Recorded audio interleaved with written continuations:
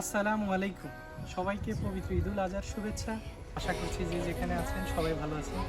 আজকে আমি আপনাদেরকে দেখাবো কিভাবে ট্রেডিশনাল ওয়েতে গরু মাংস দিয়ে কালো ভুনা রান্না করতে হয়।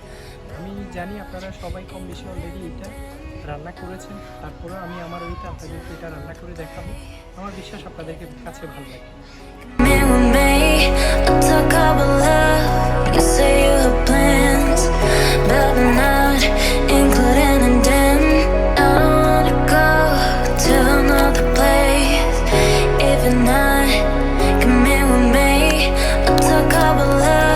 কালো ভুনার জন্য আপনাদেরকে যা যা নিতে হবে সেই উপকরণগুলি আমি আপনাদেরকে এখন দেখাচ্ছি।